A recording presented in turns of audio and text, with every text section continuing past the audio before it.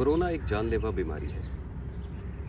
जबकि इसकी वैक्सीन मौजूद है, लेकिन फिर भी कई लोग ऐसा समझते हैं कि इसकी वैक्सीन शायद उनकी जान को और ख़तरे में डाल देगी। उनकी ज़ुबान पे यही लफ्ज़ होगा कि इस वैक्सीन से तो और नुकसानात होंगे और शायद किसी की जान भी ले लें। लेकिन ये हकीकत नहीं। हकीकत तो ये है कि जैसे कुदरती तौर पर किसी बीमारी के बाद हमारे जिस्म में एंटीबॉडीज़ बनती हैं, उसी तरह से कोरोना वायरस अटैक के बाद हर इंसान के कुदरती मुदाफ़ियती अमल में एक हरकत आती है और उसके नतीजे में एंटीबॉडीज़ पैदा होते हैं। कोरोना वायरस के नतीजे में जो एंटीबॉडीज़ हमारे जिस्म में पैदा होते हैं, वही साइंसदानों ने, डॉक्टर्स ने रिसर्च करके उनको एक वैक्सीन की सूरत में दिया है और वो हमारे जिस्म में उस वैक्सीन को दाखिल करते हैं ताकि हम कोरोना वायरस जैसी मुख्तलिफ बीमारी से बच सकें। कोरोना जब लंग्स पे इफ़ेक्ट करता है तो जो वैक्सीन के थ्रू एंटीबॉडीज़ हमारे जिस्म में दाखिल की जाती है, उसकी वजह से हमारे फेफड़े उस कदर मुतासर नहीं होते जैसा कि किसी ने वैक्सीन ना लगवाई हो।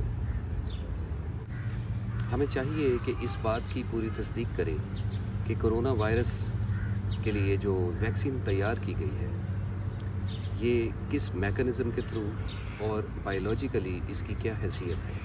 कोरोना वायरस कोई नई बात नहीं। वायरसेस सदियों से हमारे साथ चलते आए हैं और हमारी ज़िंदगी का हिस्सा है। इसी तरह कोरोना वायरस भी हमारे साथ सदियों तक चलता रहेगा। ऐन मुमकिन है कि ये सदियों तक चलता रहे और उसके बाद इसमें म्यूटेशन या इसमें कमी आए, और ये उसी वक्त मुमकिन है कि एवोल्यूशनरी प्रोसेस के तहत आहिस्ता आहिस्ता, क्योंकि इर्तिकाई अमल जिस चीज़ में भी आप देखेंगे उसकी रफ़्तार बहुत स्लो होती है, बहुत धीमी होती है। उसके लिए सदियां बहुत कम वक्त होता है। अब चूँकि ये वैक्सीन तो आ गई, लेकिन इसके बावजूद हम देखते हैं कि वैक्सीन लगवाने के बावजूद डॉक्टर्स ये कह रहे हैं कि आप फिर भी कोरोना के अटैक में आ सकते हैं। उसकी सादा सी वजह मैं आपको बताता हूँ। बावजूद इसके कि वैक्सीन लगवा ली जाए, कोरोना वायरस फिर भी अटैक कर सकता है, और ये बात आप डॉक्टर्स से भी सुनते हैं और आपको शायद देखने में भी ये बात सामने आई हो कि जिस शख्स ने वैक्सीन लगवाई, इसके बावजूद उसको कोरोना होने का ख़तरा है। कोरोना वैक्सीन जो कि एंटीबॉडीज़ हैं वो बन तो गई, लेकिन अभी तक डॉक्टर्स और साइंटिस्ट ने ये तय नहीं किया कि कितनी मिकदार में एंटीबॉडीज़ किसी जिस्म में दाखिल की जाएं और कितने वक्त तक वो काम करेंगी।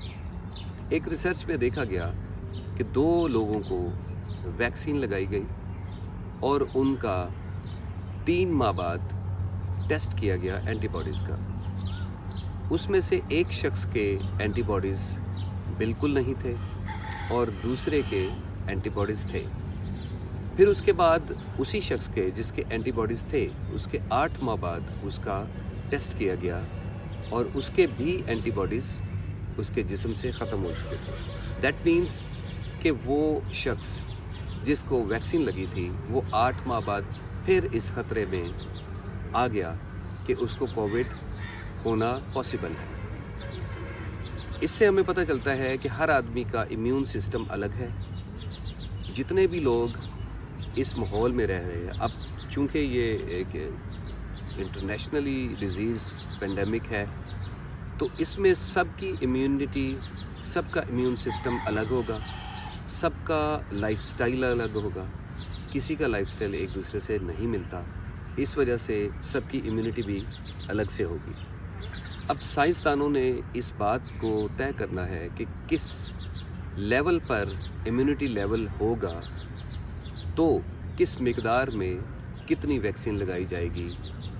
तो अगली फिर एक और इसमें कड़ी वो कितनी देर तक कारामद रहेगा, कितनी देर तक इस कोविड से फाइट करने के काबिल रहेगा, ये अभी तय होना बाकी है। मौजूदा हालात को मद्देनज़र रखते हुए डॉक्टर्स ने, रिसर्चर्स ने ये मुनासिब समझा कि अभी एक लो डोज वैक्सीनेशन तैयार की जाए जो सबके लिए मौजू हो, किसी को रिएक्ट ना करे, किसी के लिए प्रॉब्लम ना करे, और कोविड का अटैक अगर उसे आता भी है तो वो इतना लाइट हो कि उसके लिए जानलेवा ना हो। ये हमारे लिए खुशकिस्मती है कि दुनिया में सबसे तेज़ तरीन वैक्सीन की जो डेवलपमेंट है वो कोविड-19 है। अब इन हालात के पेश नज़र हमें गवर्नमेंट की तरफ से और WHO की तरफ से भी ये इंस्ट्रक्शंस हैं कि हम जल्द अज जल्द अपने आप को कोविड-19 के लिए वैक्सीन लगवाएं और अपने आप को रजिस्टर करवाएं ताकि मैक्सिमम इसकी रोकथाम की जा सके, और अगर किसी को वैक्सीन लगवाने के बाद ये बीमारी लाहक हो भी जाए तो उसकी जान के लिए बिल्कुल कोई ख़तरा ना हो। Thank you.